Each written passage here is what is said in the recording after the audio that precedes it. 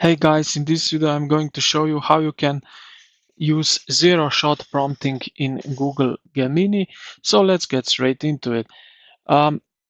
So we have three important things. So direct instructions. So type clear, cons conscious instruction or question directly into the prompt box. Then do not include any input-output pairs or examples of the desired format.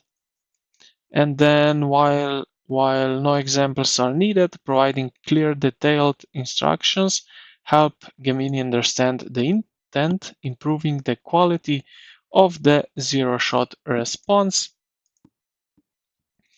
Now I will also give some example. So brainstorm 5 marketing slogans for new eco-friendly coffee brand, for example. Let's do that. And yeah.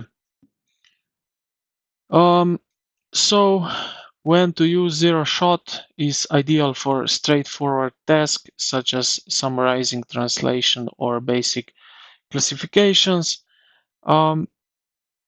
Brainstorming effective for quick creative brainstorming without needing to specify a format.